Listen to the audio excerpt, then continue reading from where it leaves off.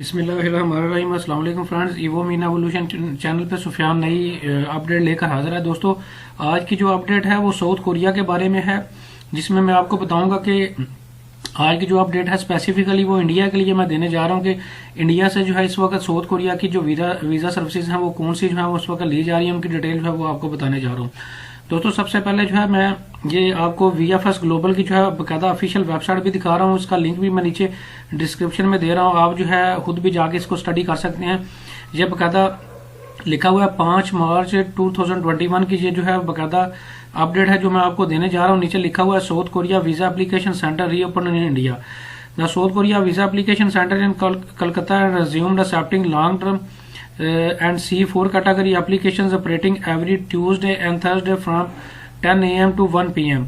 The South Korean Visa Application Center has resumed operations in Delhi, accepting long-term applications operating from 10 a.m. to 1 a.m. दोस्तों, जो आज की जो update है वो साउथ कोरिया की इंडिया के बारे में जो 2 कंट्रीज की जो है अपडेट आपको देने जा रहा हूँ कि कलकत्ता के एक तो कलकत्ता के बारे में है, कलकत्ता के बारे में है, और दूसरी जो है वो न्यू दिल्ली के बारे में है कि जिसमें जो है बकायदा लॉन्ग टर्म वीजा की एप्लीकेशन जो है वो ली जा रही है। दोस्तों, लॉन्ग टर्म वीजा की एप्लीकेशन में मैं जहां पे आपको बताता चलूं, ये लॉन्ग टर्म वीजा एप्लीकेशन में जो है एक तो आपका वर्क परमिट आता है और दूसरा जो है आपका स्टडी वीजा जो है वो जो आप स्टडी के लिए जाना चाहते हैं वो भी लॉन्ग टर्म वीजा जो है वो उसी कैटेगरी में आता है। और अगर आप फैमिली रीयूनियन के लिए जा रहे हैं, स्पाउस हस्बैंड वाइफ अपने हस्बैंड और हस्बैंड अपने वाइफ को अगर बुलाने के लिए जा रहा है और लॉन्ग टर्म वीजा के लिए वो अप्लाई करना चाह रहे हैं, तो ये सभी कैटेगरीज में जो है वीजा जो है वो साउथ कोरिया का इंडिया से जो है वो कलकत्ता से और न्यू दिल्ली से जो है वो अप्लाई कर सकते हैं।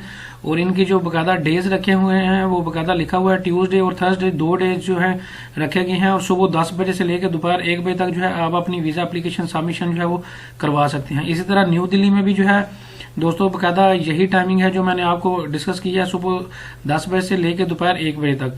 दोस्तों, लॉन्ग टर्म वीजा और सी कैटेगरी जो C4 कैटेगरी वीजा है, C4 कैटेगरी की भी मैं आपको डेफिनेशन यहाँ पे दिखा देता हूँ। यहाँ पे आप पढ़ सकते हैं what is the C4 visa in Korea. The visa is individual who are looking for temporary work which lasts for less than 90 days. यानी कि दोस्तों ये भी वर्क परमिट है जो कि 90 डेज से कम होता है, उसको कोरिया का जो है C4 वीजा जो है वो कहा जाता है। वो लोग जो 3 माह से कम का वीजा जो है वर्क परमिट या वर्क वीजा के लिए टेम्परेरी वर्क के लिए अप्लाई करना चाहते हैं वो भी अप्लाई कर सकते हैं। और इसके साथ साथ जो है लॉन्ग टर्म वीजा में भी जो है जिसमें student category, work permit category और family reunion category long term visa के लिए जो है वो आप अप्लाई जो है इस वक्त साउथ कोरिया का वीजा जो है वो इंडिया से इन 2 सिटीज जो है वो कर सकते हैं।